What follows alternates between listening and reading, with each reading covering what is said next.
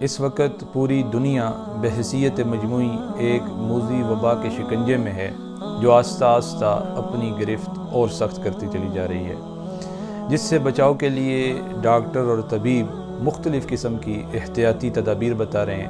وہ یہ کہہ رہے ہیں کہ ہاتھوں کو اچھی طرح دھویا جائے اور منہ پہ ماسک پہنا جائے، ہاتھوں پہ گلفز پہنے جائیں، کم سے کم گھر سے باہر جایا جائے، لیکن ساتھ ہی ساتھ وہ یہ بھی کہہ رہے ہیں کہ یہ کسی بیماری کا حتمی علاج نہیں ہے، اور یہ بھی کہہ دیا گیا ہے کہ فی الحال ہمارے پاس اس بیماری کا کوئی علاج موجود نہیں ہے۔ لگتا تو ایسے ہی ہے کہ جو اتنے عرصے سے ہم اپنے رب کی نافرمانی کر رہے ہیں، یہ آج اس کا نتیجہ نکل آیا ہے، تو ہمیں بحیثیت مجموعی اپنے رب کو منانا ہوگا، اس کو راضی کرنا ہوگا۔ حضرت موسیٰ علیہ السلام کے دور میں ایک دفعہ قحط پڑا اور بارشیں ہونا بند ہو گئی اور لوگوں کی اموات ہونا شروع ہو گئی، تو حضرت موسیٰ علیہ السلام اپنے قوم کو لے کر ایک کھلے میدان میں جاتے ہیں اور اللہ رب العزت سے دعا کرتے ہیں کہ یا اللہ ہم پر بارش برسا دے۔ اب بارش چونکہ نہیں ہوتی تو حضرت موسیٰ علیہ السلام اللہ رب العزت کی طرف متوجہ ہوتے ہیں اور کہتے ہیں یا اللہ بہت سارے لوگ اس وبا کی وجہ سے، اس قحط سالی کی وجہ سے انتقال کر رہے ہیں، تو آپ بارش برسائیں۔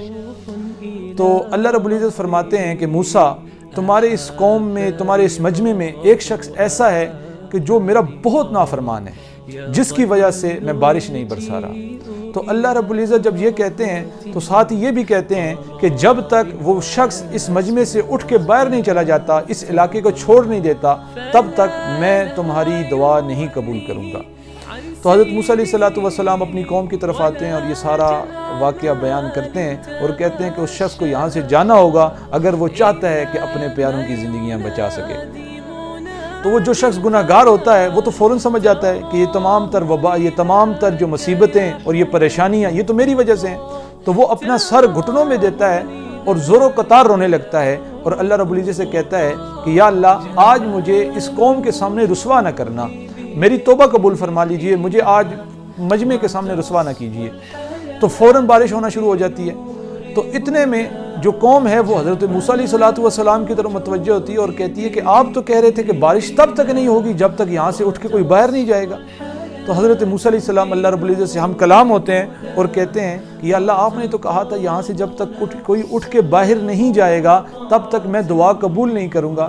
ہم میں سے کوئی باہر گیا نہیں اور آپ نے بارش برسانا شروع کر دیا، کیا ماجرا ہے؟ تو اللہ رب العزت فرماتے ہیں کہ موسیٰ پہلے میں اس شخص کی وجہ سے تمہاری دعا قبول نہیں کر رہا تھا، اب میں نے اس شخص کی توبہ کی وجہ سے آپ حضرات کے اوپر بارش برسائی اور آپ کو اس مصیبت سے نجات دلائی۔ تو کہنے کا مقصد یہ ہے کہ آج ہمارے پاس موقع ہے، ٹائم ہے کہ ہم اپنے اللہ کو راضی کر لیں، توبہ کر لیں۔ یہ نہ ہو کہ کل بات ہمارے ہاتھوں سے نکل جائے اور وقت ہم سے چھین لیا جائے۔ ایک دفعہ ایک بزرگ ایک بازار میں بیٹھے تھے اور زور و قطار رو رہے تھے۔ بادشاہ کا قریب سے گزر ہوا تو بادشاہ نے دیکھا کہ ایک بزرگ رو رہے ہیں، تو پوچھا کہ آپ کیوں یہاں بیٹھے ہیں اور کیوں رو رہے ہیں؟ تو اس فقیر نے، اس بزرگ نے کہا کہ لوگوں کی رب سے صلح کروا رہا ہوں۔ اتنے میں بادشاہ نے پوچھا تو کیا نتیجہ نکلا؟ لوگ مانے کہ نہیں مانے؟ کہا آج رب تو مان رہا ہے لیکن لوگ نہیں مان رہے۔ کچھ عرصے بعد وہی بزرگ ایک قبرستان میں بیٹھا تھا اور بادشاہ کی جب اس پر نظر پڑی تو بادشاہ پھر اس کے پاس گیا اور کہا جناب یہاں آج کیا کر رہے ہیں؟ تو بزرگ نے کہا کہ لوگوں کی رب سے صلح کروا رہا ہوں۔ تو بادشاہ نے پوچھا آج کیا ہوا؟ تو کہا کہ آج لوگ تو مان رہے ہیں، رب نہیں مان رہا۔ تو کہنے کا مقصد یہ ہے کہ یہ نہ ہو کہ بات ہمارے ہاتھوں سے نکل جائے اور پھر ہم توبہ کرنا بھی جائیں تو ہماری توبہ قبول نہ ہو۔ چمن کے مالک اگر بنا لے اپنا شعار اب بھی تو آ سکتی ہے پلٹ کر چمن میں بہار اب بھی۔ اگر آج ہم اللہ کو راضی کر لیں تو ہو سکتا ہے کہ ہماری توبہ قبول ہو جائے۔